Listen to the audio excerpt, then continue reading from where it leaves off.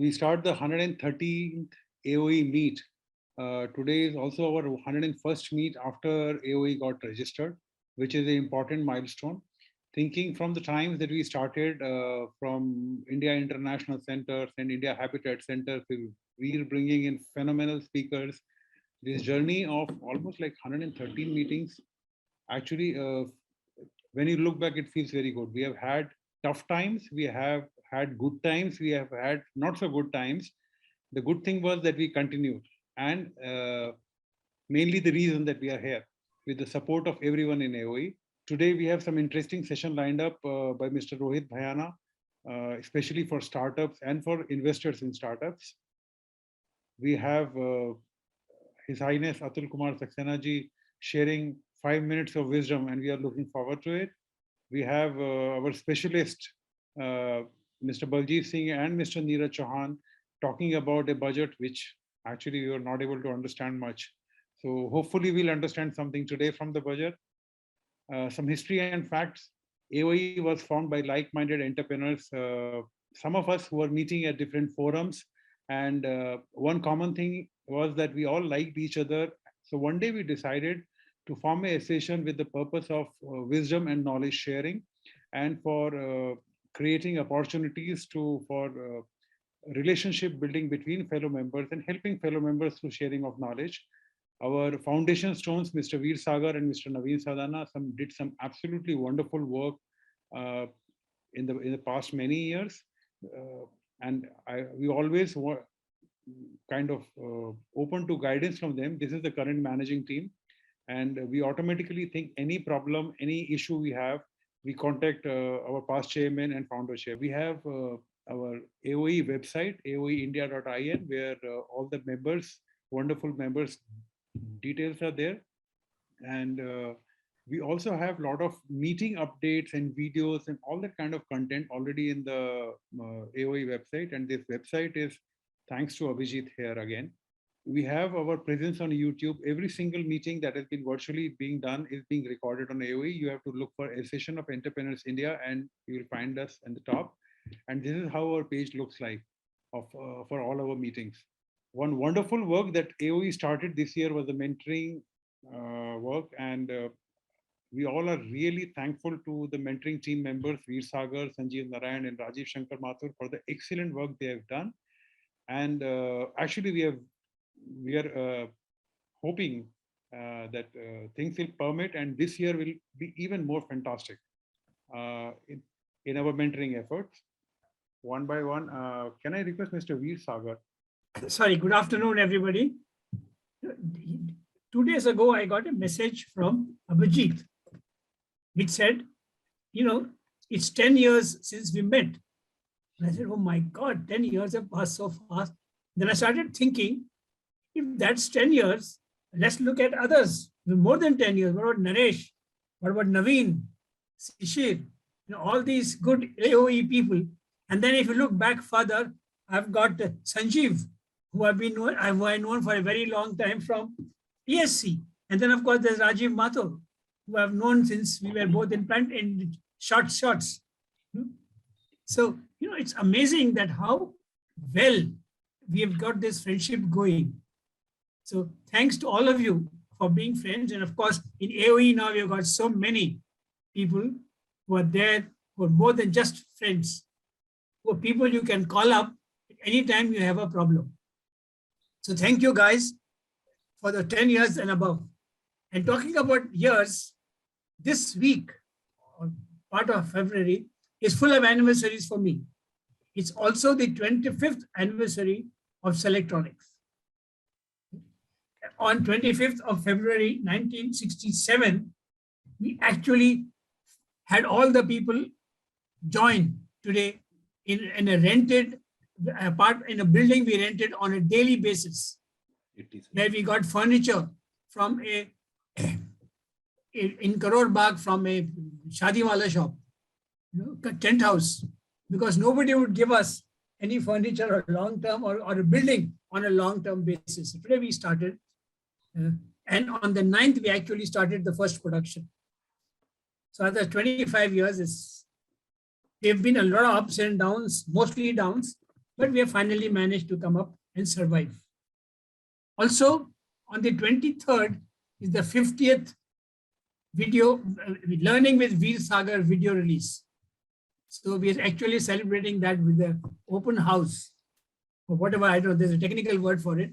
My daughter, the guys in the organizing the back office of my video channel are doing that. Thank you very much. That's all I want to say.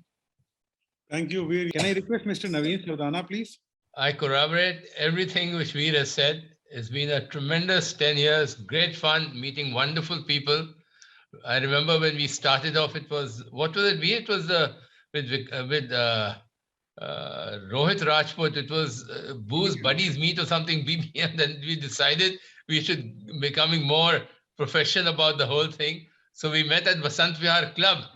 And that's the time I think we called it Association of Entrepreneurs. And since then, it's been great. I mean, we're still small and love to grow a lot more, but it's been wonderful having got to know so many new people. And let's hope that we can still push it to the number that we desired, which was 50.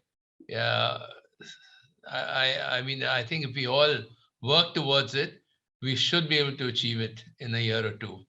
And for those of you, I mean, now the formal introduction, I'm Naveen Sardana, past chairman and partner in Living Luxuries, which is a company into modular fitted furniture with wardrobes, kitchens, and vanities. We used to import from Germany, but we've stopped doing that since the quality of Indian products is almost at par. And we also deal in all the top high-end appliances, or like Siemens and Gaggenau and Nagold, or Falmec, La Germania, you name it, we have it. Thank you so much. Thank you so much, Naveen. Can I request Mr. Sanjeev Narayan to please introduce himself? I'm Sanjeev Narayan. I run a electronic manufacturing company based out of Gurgaon. We have presence in several cities, including Bangalore, Chennai, and Bedi in Himachal, besides having a design center in Stuttgart and Gurgaon. We have merged with a company called Sirma, and now the new name is Sirma SGS. Thank you very much. Thank you very much, Sanjeev. Mr. Rajiv Shankar, please. Well, hi, everybody. Great to be back here again. And good afternoon to you all. I, Rajiv Mathur, I've been in the IT industry for a little over 40 years.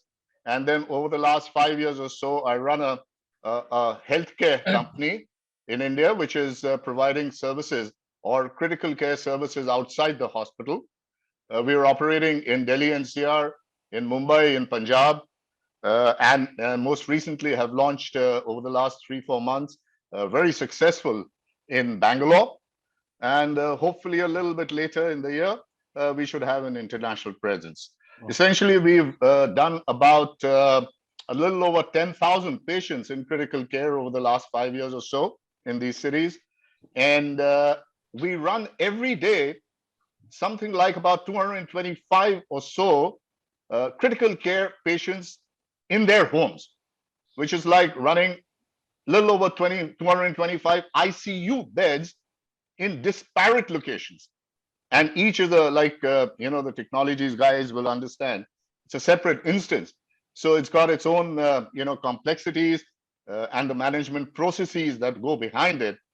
But with some very robust implementation of technology, which we've undertaken, I think we'll get to our target number of 2,000 beds in about a couple of years in about 25 to 30 cities. So very excited about this business growing and going forward, and look forward to working with all of you on various aspects within the AOE endeavor. Thank you. Thank you, Rajiv. Mr. Baljit Singh, please. Hi, I'm Baljit Singh Bedi. I'm founder member and general secretary of AOE. I am a chartered accountant by profession, and I practice in income tax, in company law, Recently, we have opened a branch for our clients in ODI in London, and we are going to do that in New York also for our clients. So we are now providing them all services regarding FEMA and filing the ODI forms and then keeping a tab of it. One of our clients also has a hotel in Tashkent, for which we have been filing their details, etc. I have 2 chartered accountants who are my partners. So we are growing and we are expanding in our field. Thank you very much. Thank you, Baljit. We'll go to our next session, which is a one-to-one session. If anyone has done one-to-one this month, one-to-one are the essence of building relationship with people. We have been in the last few times we have been doing it virtually because of COVID times. Now things are really looking up, and we are seriously. I'm looking forward to meeting a few people within next month. Immediately when the AOE social happens, after that we should start meeting and we should start knowing more about each other. Right. So I have had a one-to-one session with Mr. Abhishek Jain. That was my second session with him, and the more I meet him, the more amazed I get by what he does. He just mentioned about doing a software business, but most people that I know in software business are those people who have studied software. This is a gentleman who did not study software, who did engineering, but software was his passion. So he has built up his brand, and now even his apps are there on Shopify, which is one of the leading website platforms in the world, as well as on Amazon US. His app is there, and people are using it. He was already telling. So this is one amazing thing. One thing which came out from his discussion, we all know that Abhishek had seriously tough time with the COVID second wave. And I was telling him the other day that you have been able to get out of it by sheer will. And that is very important. And he was telling me that I had no choice but to fight it. So all I would like to add, Abhishek, for you and for anyone else, is having no choice is actually a very good strategy. Right. So anyone else has had a one-to-one with anybody, he can talk. No, actually, I mean, I wanted to speak about Shishir. When he had given, I mean, I don't know whether I deserve that much of introduction or not, but yes, I mean, so when I was started, I mean, we started off. He asked me like, when was I born, and then he said that actually he started his business. I mean, like professional journey at that year. I mean, couple of years later. So that's the kind of, I mean, I'm sure I will hear that much thing a lot in this group. I mean, Shishir actually have started as a more of a sales background, his career. I mean, I started more of a non-sales, I mean, more like a non-sales profile. So that's the difference between his career journey and mine. I mean, obviously, in his time, I mean, there was no mobile phone, nothing else. In our case, we was, I mean, in our case, in our sort of generation, we see a lot of transition. I mean, obviously, I don't know what to say, but I mean, I was really very impressed with what experience Shishir has. As I see, he's more of like initially starting and then moving to sales profile in a few companies and for a stable roles. I mean, for I think a couple of companies, he started one for 5 years, one for 7 years, and then starting up his own venture. So that's what my, I mean, with so much of experience and so much of, what do you call it, bringing things together, sort of like collaboration sort of nature. That's what I've taken away from my event one with Shishir. Thank you, Shishir, for the time that day. Thank you, Abhishek. I am sure we'll get more opportunities to meet with each other. Can I request Mr. Baljit to please tell us more about the guest speaker? Hello, Mr. Rohit Bhayana. How are you? Hello, very good. Thank you. Yeah, welcome to AOE. And I heard that you are not too well today, but you still made it to help us and understand whatever you are an expert on. So let me just say about Mr. Rohit Bhayana. Rohit Bhayana is the managing partner and co-founder of Lumis. He deeply epitomizes Lumis philosophy, solving complex problems which are globally relevant at scale by leveraging India's deep foundations in talent, technology, data, demographics, and frugal innovation. He's passionate about the intersection of fragmented value chains, communities, and technology. Rohit has been in the thick of Lumis focus areas, supply chain labs, aging, future of work, and food security. He and the team at Lumis have been taking a build, buy, invest approach to create value with purpose and collaboration with exceptional entrepreneurs and management teams. Rohit believes we haven't even seen the tip of consumption of services on technology. I should underline it, or rather I would repeat it. Rohit believes we haven't even seen the tip of consumption of services on technology, which shows that there is a lot of potential in it, which of course he'll expand on it. The largest demographics are marginalized on technology, be it SMEs, elders or rural, and the headroom is so large that few decacons will be built on the back of serving these segments. Before co-founding Lumis, Rohit held the position of CEO at GE Software Solutions. His career at GE traversed multiple businesses.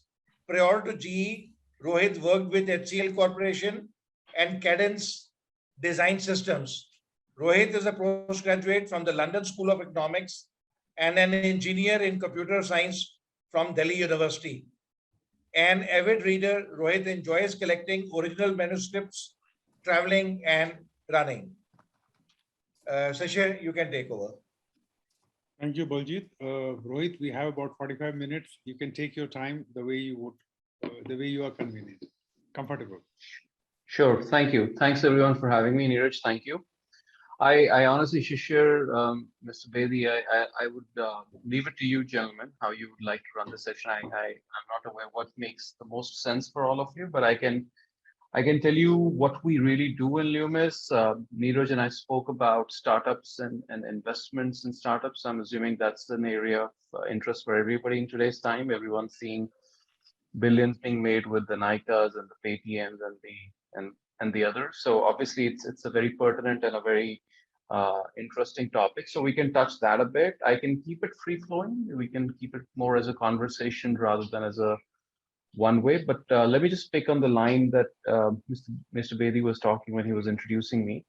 So so we are a think of us in a very simple way like a venture capital firm with a slight difference.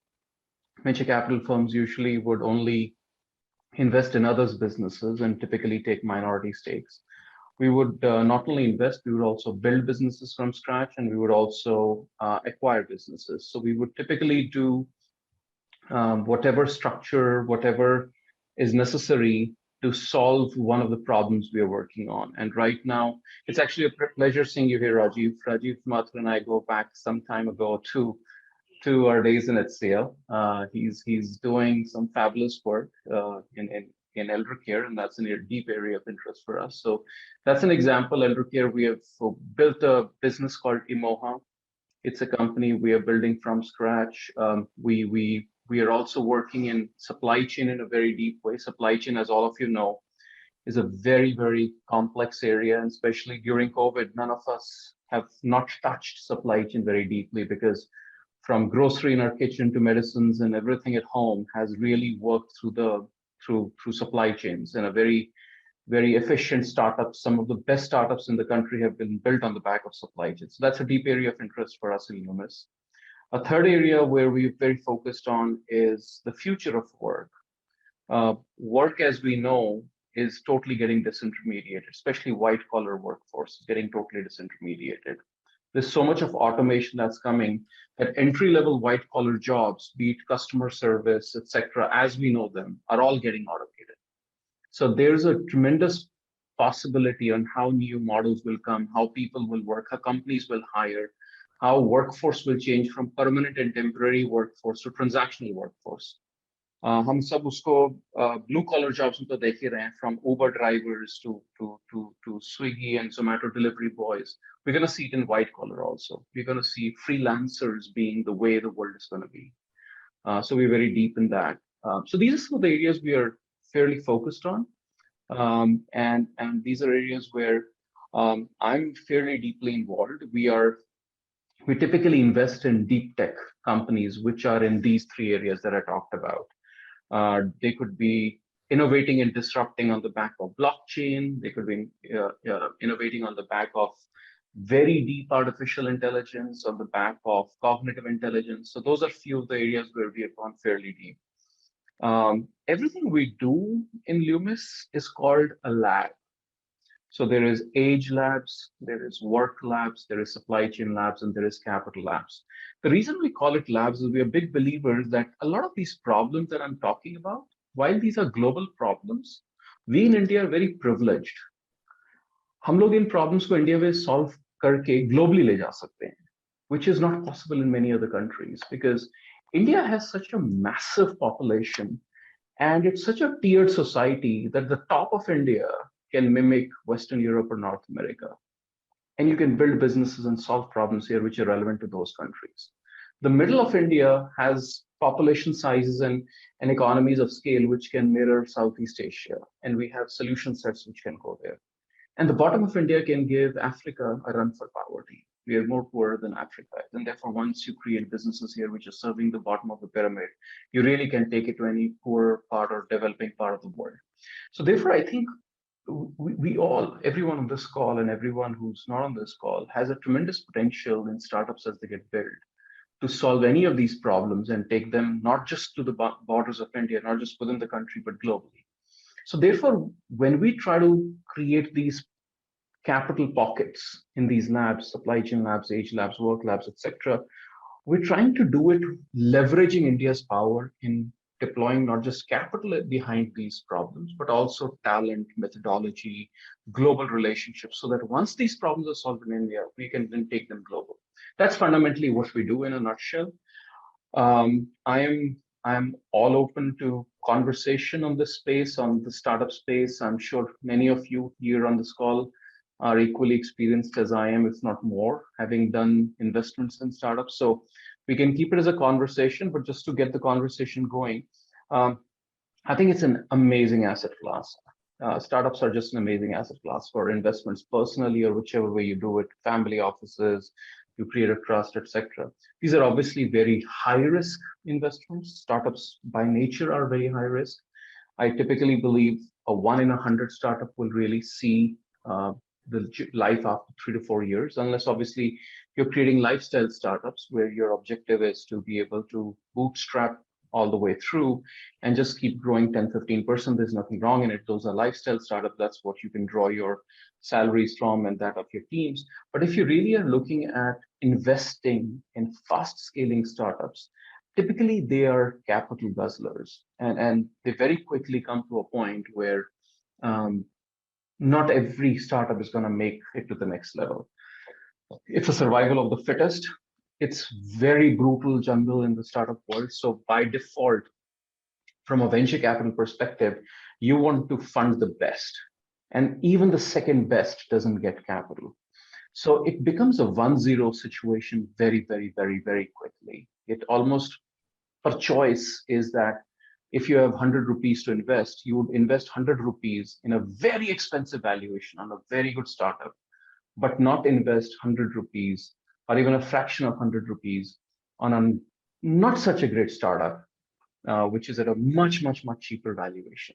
So valuations, because that end of the day gets to be the currency of the startups. We all talk unicorns, decacorns, unicorns, etc. So the perspective I want to just leave in this room is the reason valuations get to be so soaring high is because it still is a problem. It's a problem of very few, not a problem of plenty. Very few startups get to be very good, and therefore a lot of capital chases them. All the capital chases them. And all the other startups, including the ones which are not too bad, actually forget not being not too bad, who are even B+ or even A-, even they don't get capital, and therefore their valuations take a dip. So it's a very stark investment strategy. It's a 1-0 game, as I said. It's a survival of the fewest of the few. And therefore it creates all the risk in that investment class, but also the returns are obviously phenomenal. That makes startup investing something which is, I think, for a very small fraction of your net worth, of your investment strategy. I'm sure Neeraj can advise much better than I can, but that's a broad lay of the land for you, for whatever it's worth. Hi, Rohit. So can I ask you one question? Absolutely. Please, let's keep it that way. Yeah. So is it easier for a company like an Indian company to get a startup from US, startup investment from US, or an Indian company who is like, I mean, Indian founders, but a US company to get a startup, to get an investment from US? Sort of, I mean, just give you an example for the US, but let's say US or UK or sort of. So what's easier for Absolutely. them? No, capital flows, money flow, currency flow is very easy in today's time. Moving money out of India is challenging, but getting capital investments from outside India into India is not at all challenging. So yes, by all means, you can get anyone outside the So country. what I was asking is, what is easier for the US, like a sort of mindset? So are they prefer like investing more in US companies with Indian founders, or investing in Indian companies with Indian founders? For sure, they would prefer investing in their own jurisdiction, especially since, as you know, US is a very thriving market. It's perhaps the world's #1 innovation country. So by default, and then it's a fast-growing country. It's, some European countries are also very deep on innovation, but they're not fast-growing. This is a fast-growing and innovation-rich country. So people would prefer investing in American companies started by Indian founders rather than investing in Indian companies by Indian founders. There's no question. Okay. And if it's a new startup, so will they want to, like, I mean, obviously, for example, our product is a US, I mean, US and UK. So this sort of market uses our product. But I mean, we have not reached that stage which we can demonstrate a lot of, I mean, potential. I mean, obviously potential we can show, but not numbers. But so is it easier for us to get investment because initial so it's not like the initial, I mean, just giving an example, but not taking us an example, but generalizing it. So a company will get an investment easily in India or in US because the stage is different. I mean, are the US companies more easy to get invested in, like a starting up company or like a yeah. I think given Abhishek, where I've heard you are, I think for someone like you, getting capital in India would be easier than in the US. In the US, you will be all of a sudden be measured to a very different standard, whereas in India, you will be measured to a much reasonable standard. So whatever little I can understand, that would be my suggestion, that you should look at raising capital in India, not in the US.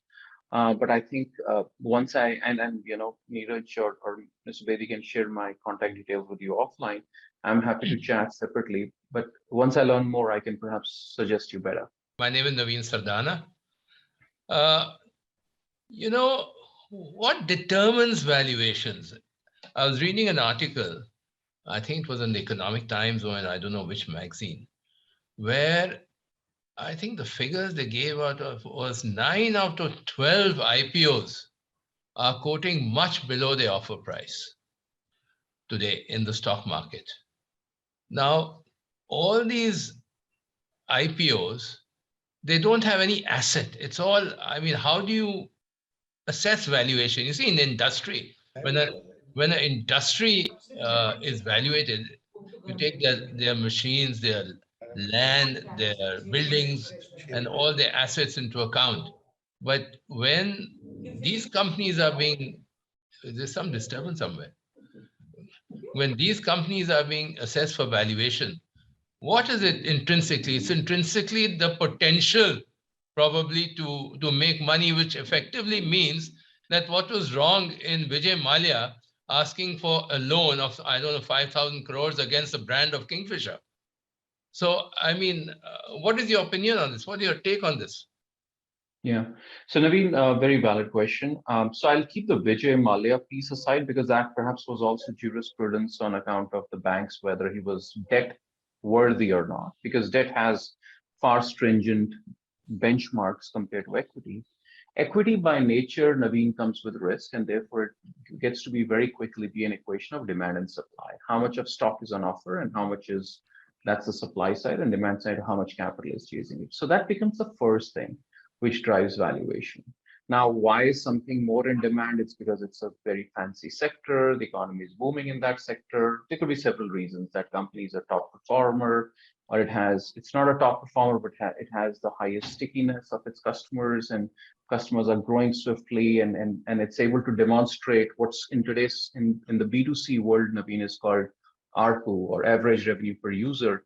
It's able to show that even though my revenue per user is as little as 100 or 150 rupees a month, it's steadily increasing. So, a lot of this starts getting to be futuristic. So you're spot on right there. But that's where investors start looking at from sector to company to speed of growth. They start looking at several factors to create their own sense of valuation. That sense of valuation gets, before a company goes public, obviously it gets underwritten by a few merchant bankers. And that underwriting is also based on a few people who will come to be the first anchor investors at that offer price. Once that offer price is locked, which means, let's say I'm taking Nika, let's say Nika's case, that merchant banker was Morgan Stanley, or it was Goldman Sachs, or whoever says they'll pick up 20% of the total offer. So if 6% was at offer, they'll take 1.2%. Once that kind of gets set, it sets the base on which now the stock will be opened. What happens to the stock after it opens? And like you were rightly saying, 9 out of 12 have gone down below their offer price. That again gets to be completely a matter of market dynamics and also demand supply. For whatever reason, they've lost interest, confidence, or whatever. But then the stock moves in its own direction. Nobody controls it. To your point, whether this is frothiness, I'm not one to be able to comment on that. I think the fundamentals of some of these companies are very, very strong. Whether you take Policy Bazaar, you take Nika, these are remarkable companies in my view. These companies have made it to where they've made it on the back of very strong technology, very strong digital marketing, very strong customer stickiness. And in today's internet economy, these things do matter a hell of a lot. And I'm taking all the names which are, because these are mostly internet commerce companies. Internet commerce companies or internet commerce investing is even more brutal than the usual investing. So when a Nika makes it, perhaps not 99 Nikas have died, but 999 Nikas have died for that one Nika to come out. So Naveen, you can almost assume that they have to be very good at what they do. It's built into their DNA to deliver 15 to 20% month-on-month growth. And by the way, keep it in mind that below those numbers, nobody will even look at them. That's interesting. Very interesting points you made. Thank you. Thank you very much. You're welcome. So Rohit, most of the investors doesn't have that kind of acumen to read the numbers, leave aside assessing a business from the futuristic point of view. So what are the options available today for an investor to invest in these startups? As you rightly said, there might be millions of startups might not be doing good, and we don't know them inside out. And we, as an investor, we don't have that kind of a bandwidth to understand how the business is growing. So what are the ways for an investor to invest in these startups if one wants? See, if you understand the space well, even if you understand it reasonably well, I think coming in late, even if you're coming in expensive, is not a bad idea. It's perfectly fine to come in late. I think one thing I'm a big believer on, don't have the impulse to try to come in early just because you're trying to capture value from the base. It's a very, very risky thing. So don't try to come in early, resist the temptation. Come in late, come in when results have been demonstrable, proof points are there. Now you're riding on the back of it. Even if you're coming very expensive and even if the upside left is very little, it's much, and by the way, that little upside also will be a lot. It will be a lot compared to an SPI or a what have you stock. So that's the first point I would make. The second point I would make is that you could come on the back of a VC fund, a private equity fund like us. Obviously, that means that you will invest, SEBI governs such investments to be minimum a 1 crore investment. You cannot invest below 1 crore. But that kind of gives you a diversified exposure. The downside of it is you get to do very little. You're very passive. You don't really understand what's really going on, and therefore you miss the thrill of it. If you really want a thrill of it, keep some money aside. Put aside whatever you want. I'm just throwing a number. You want to put aside 50 lakhs, and that's your gamble money. Use that as a gamble money. It's fun. Invest it, watch it up close, stay in touch with the founders, keep talking to them. Their bodies like Indian Angels Networks, I'm sure some of you are aware of them. These are fantastic bodies. Invest, alongside them. You can write tickets as small as 5 lakh rupees. You also get to work much closer. So I think therefore there are 4 things I'm putting on the table here. If you're just there um, for participating in the upside, please don't do. Come in late. Don't come in just for participation in the upside. If you are looking at getting a diversified exposure, come in through a venture capital or a private equity, put in a co. That's the minimum. Third, if you are really wanting the thrill of participation, keep aside some corpus, be disciplined about it, don't cross that. And that corpus goes into 5, 7, 10 companies, even if it's 50 lakhs, put it in 10 companies, but be very closely associated with them. And fourth, you can do the same thing in 3, but doing it with an industry body like Indian Angels Network, where you're watching them very close and you're participating with a broader group. A group like your AOE group would come together. Companies would come and present to you, like I'm presenting to you. A company would come and present to you, and you can decide whether you want to invest in them or not. You can also decide what kind of participation you want to keep with that company on a frequent, ongoing basis, so that you're not just very passive. So that's how I would put it in front of you in those 4 buckets. So what I would do is, whenever you guys want to, I'll speak with one of the office bearers, and I can put them in touch with any one of you, with Shishir, Neeraj, with any one of you. And in one of the similar sessions, they can come and tell you about how they operate. It's a very safe zone in which investors such as you come together. 15, 20 investors would come. Before you go, they would have told you which all companies are due to present today. You can choose. And once 3, 4 people get together and making an investment decision, let's say Naveen, you and Shishir and Neeraj Bhargav and Neeraj Chauhan decide to invest in company X.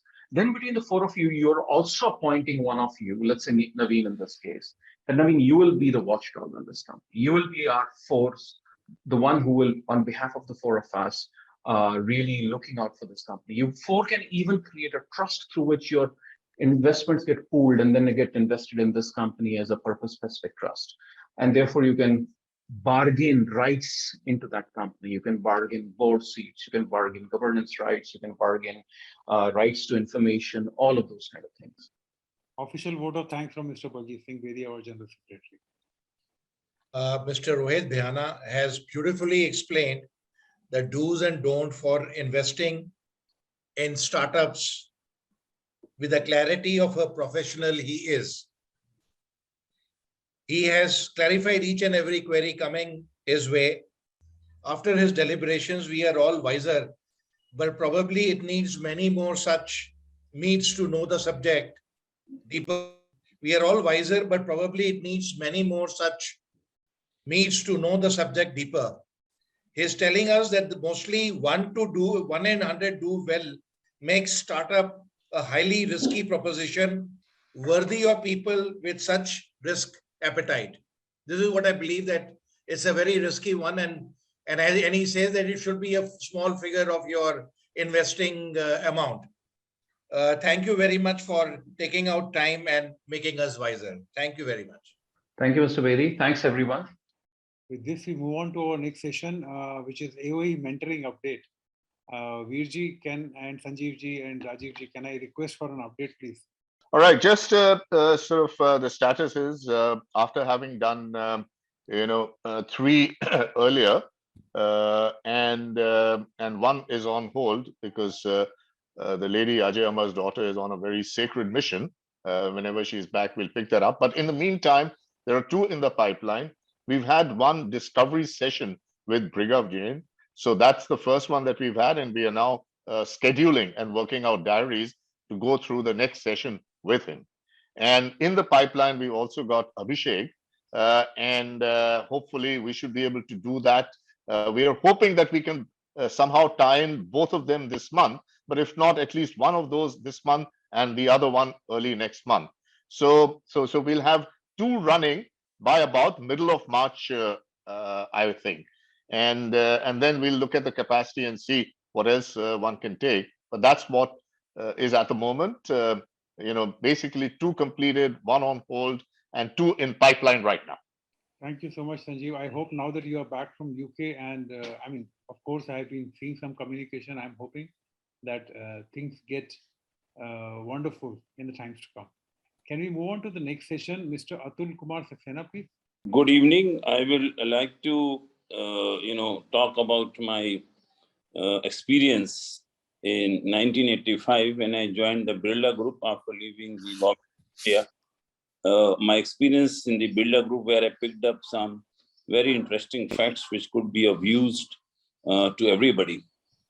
So my boss was Akshay Jain that time, and when I joined, so he used to always talk about me and others that this person doesn't have a drive, this person has a drive, we need people with a drive. Always, for 1 week, I kept hearing this. So one day I asked my boss, Akshay Jain, that I understand drive, but what actually, the way you say, it must be meaning something. So he said, yes, in Birlas, we call drive in the way. And D stands for duty. Now, duty is very important for an employee, dedication and delegation. So these three things are a must for a very good employee, and that's what Birla looks for. So I said, okay. Then he said, R is for responsibility. Now, if we are giving you a duty, then you should be able to handle it with responsibility. And I is for initiative. You should be having initiative to do their job. And V is for vision, and E is for enthusiasm. So this is what drive always mean in Birla Empire. And I've seen how people have grown in the Birla Empire, and they follow this principle when they are employing people at a higher level and especially at the middle level. And they drive this point home that you should have vision, you should work with enthusiasm, you should have dedication to duty and responsibility.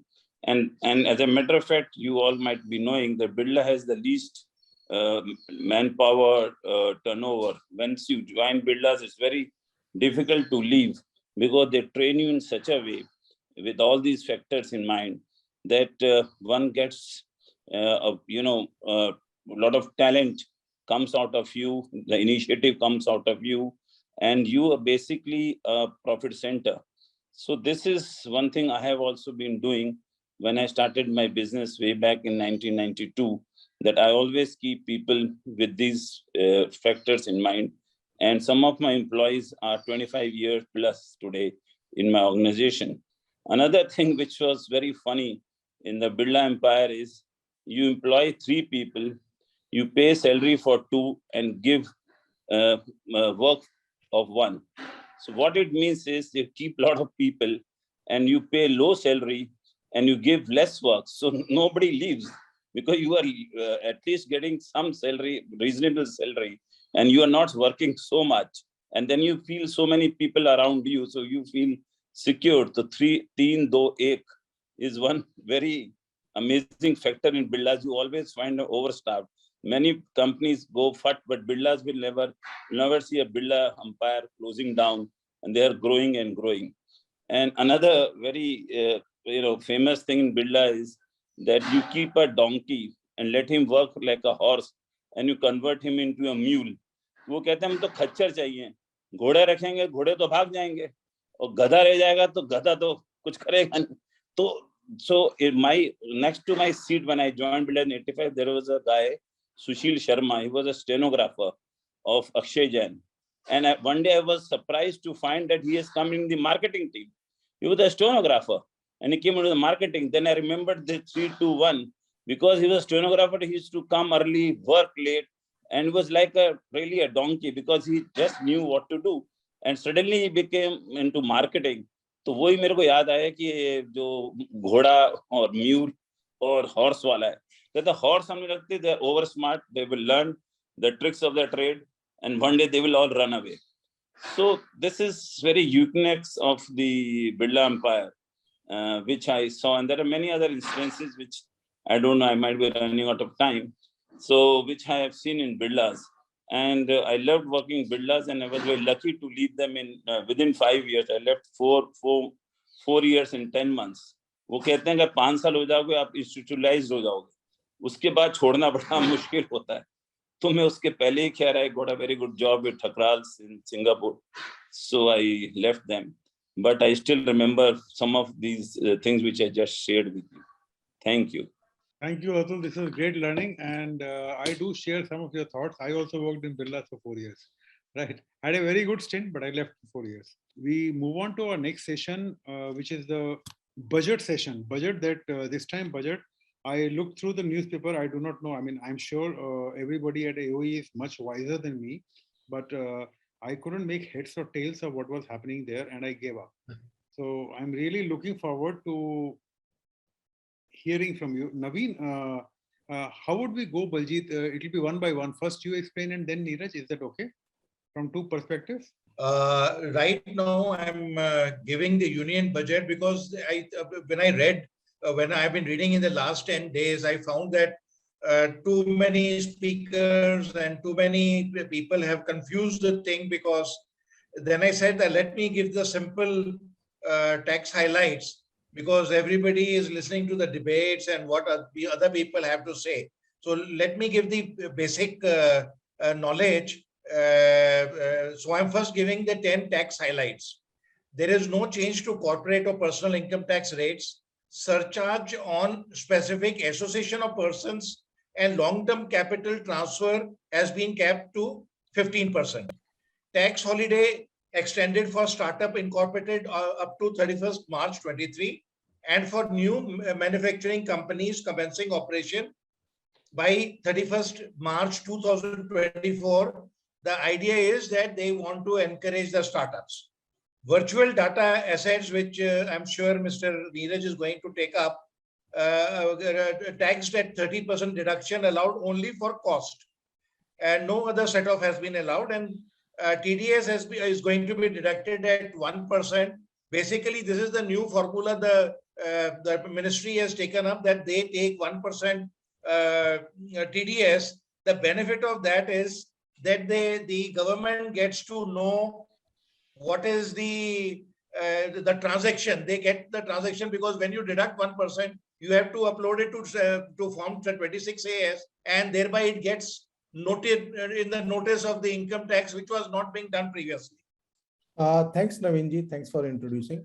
Over last couple of budgets, we have observed one thing very clearly, that this government is now going away with this one event over the year to strategize about the country's economy and the taxation policies, and we keep on getting all these things in the interim. What government does with these budgets nowadays is they strategize, and they try to give us the vision going forward, how the country is going to operate, and what are the intentions of the government. So that's why they begin with merging both the railway budget and the budget. If you see that it's been combined now. Let me see. So they stated the state of economy, which is very, very important here. So they have increased the capex targets, and this is a revival of a new capex cycle, which is very healthy for the country and the economy as a whole. Going forward, if you see, a lot of infrastructure development has been done by the government, and now it's transmitting to the private sector. And we see currently a lot of private organizations and the factories, they are increasing their capabilities for various reasons. Doing so will put India into a very good economic conditions, and it will withstand the China and other challenges.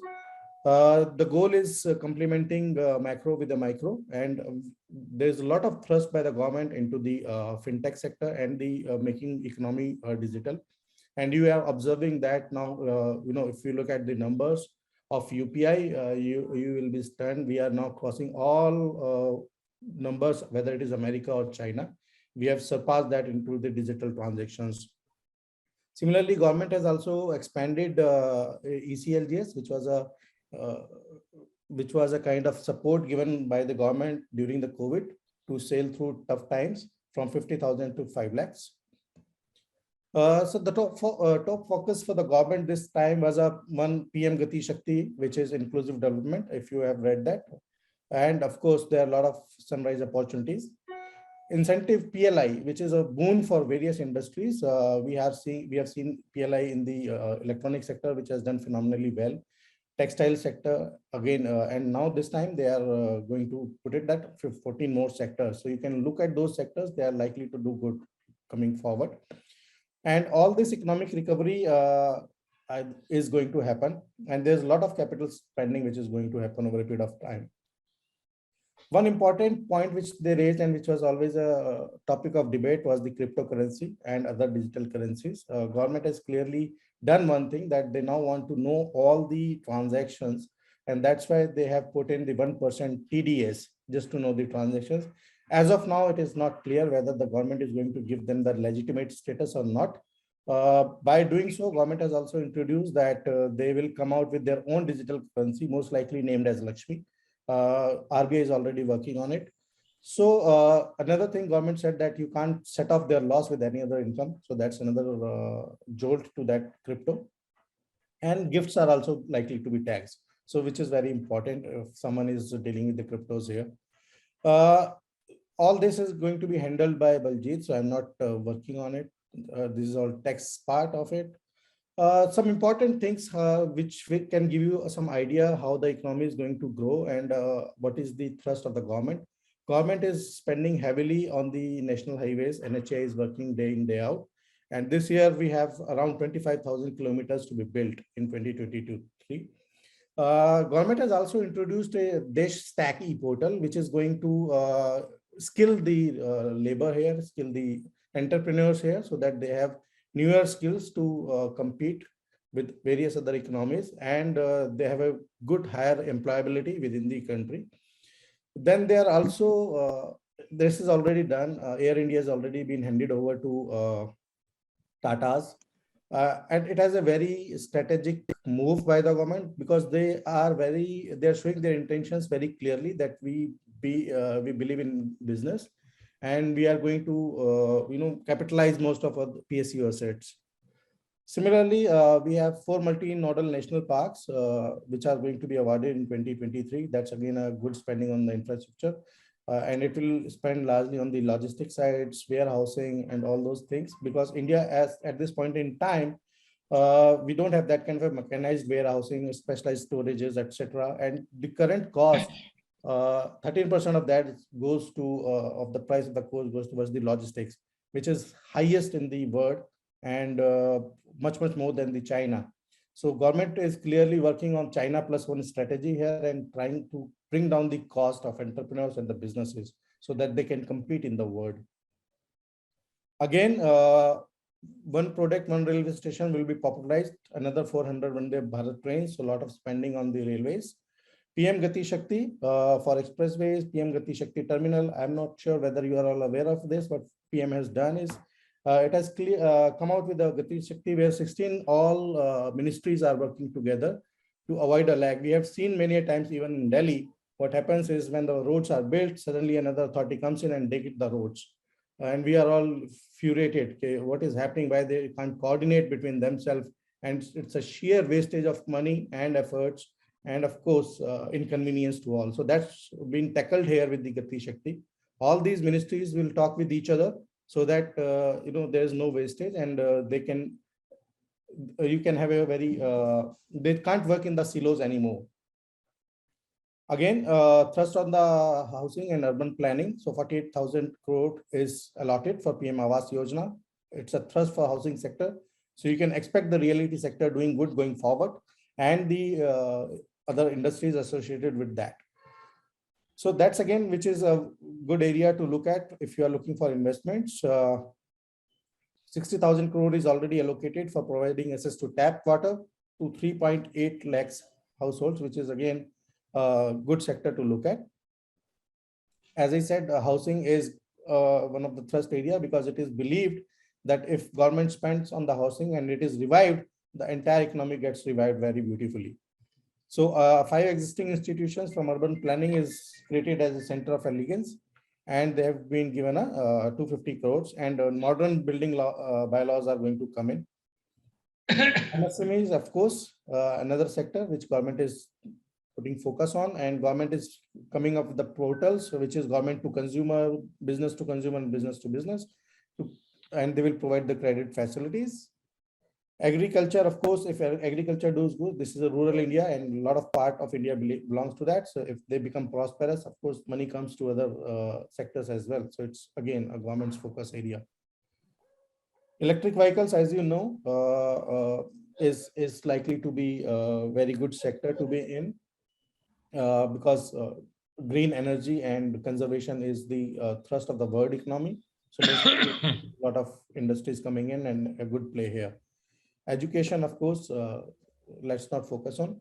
So this is all with this budget, and most likely we will see a lot happening. There are a lot of structural reforms which started with GST and other things, and which will definitely play out for a very prosperous country. And when the country becomes prosperous, I'm sure as citizens and as investors, we all become prosperous. So that's all from me. I think this is what the budget holds for us for this year.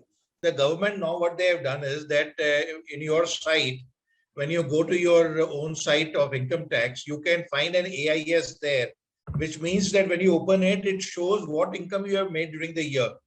You can see for the last previous year, and you can see for this year. So what they have said is that for 2 years, you can change it. You can revise your return. The idea behind revising the return is that if you have got dividend and you have not declared it, you better do it now, because otherwise they will send a notice to you. Why they have given an opportunity to the SSC is because they don't have that many people who can send the notice to everybody and who can take money from everybody. So उन्होंने कहा कि भाई जो पैसा हमारी जेब में आता है ये लोग रिवाइज करेंगे. अगर हमारे में से 80% 90% लोग उसको रिवाइज कर लेंगे, 90% पैसा आ जाएगा, 10 को we will give the notice, उसमें से 5 का पैसा आ जाएगा. So they are waiting for that. That is why they have given the option to file an updated income tax return on payment of additional taxes for 2 years. Otherwise, if you have to file your return for 2021, you can file it only till 31st March 22, but they have given you 2 more years. They are going to specify how it will be done and from when it will be done. So that is the thing they are going to do. Now, SEZ, another thing is SEZ Act to be replaced with a new legislation to enable the state partnership in development of the enterprise and service hubs optimally to utilize the available infrastructure and enhance export competitiveness. So they are trying to put the state also in along with the central government. And also it is going to be a revenue building for states. Then they have given concessional custom duty on capital goods and project imports to be gradually phased out to support growth of the domestic capital goods service. Now, this is a very welcome step.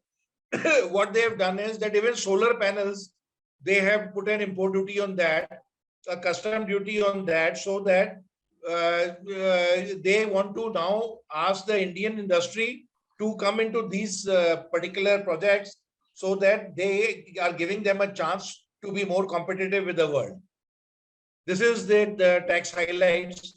I heard Mr. Neeraj talking about the virtual digital assets. I'll just add on it. Gains taxed at 30%. So a lot of people who were complaining why you have charged. First of all, the people did not know what to do about the bitcoins and all that, how they will be taxed. So they have given a clarification that the gains taxed at 30%. Deduction will be allowed only on cost of acquisition. There will be no set off. There will be no carry forward of losses, and deemed gift tax provisions will apply. And I explained earlier, 1% TDS will be applicable on this. Now I'm coming to union budget, top of policy highlights. Some of it have been given by Mr. Neeraj, but let me just give the one which I have. The budget talks of enhancing multi-modal connectivity through the expansion of roadways. So this is talking about infrastructure development. The budget talks of enhancing multimodal connectivity through the expansion of roadways by 25,000 kilometers and inclusion of 2,000 kilometers of rail network under indigenous technology. And it is also going to develop 8 ropeway projects and 100 cargo terminals. So basically, like Mr. Neeraj pointed out, they are trying to give you the infrastructure which you require, which was actually missing since a lot of time. Amendments to the insolvency and bankruptcy code to enhance the resolution process and establish a center to reduce the process of voluntary winding up of the companies to 6 months. The IBC code meant was that it used to take a lot of years to get the insolvency and get the assets to the persons to whom it was due.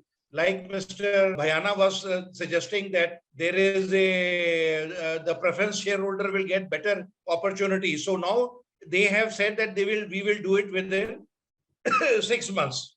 Another thing which they have done is international policy matter they have taken care of is international arbitration center to be set up, and foreign investment is foreign universities are permitted to operate in GIFT City. Then they have also extended core banking system to post office. They have also launched a digital rupee using blockchain and other technology, and scheduled commercial banks to set up 75 digital banking uses. So a committee, and this is also important, a committee or task force to be set up for reviewing the regularity framework governing venture capital and private equity investments. We are in a state of flux. We don't know what is venture capital and private equity investments. So to enhance it, they are reviewing the regulatory framework also. Another important thing which they have done is that they are going to have infrastructure status accorded to data centers and energy storage systems to facilitate credit availability. Another important thing is this battery swapping policy and interoperability standards to be formulated. Additional 195 billion to be allocated to PLI for manufacturing solar PV models. So this is all what I had. Thank you very much. Let's close the meeting and have a casual discussion. Abhijit has been serving me with lovely coffee, which has not finished in 2 hours.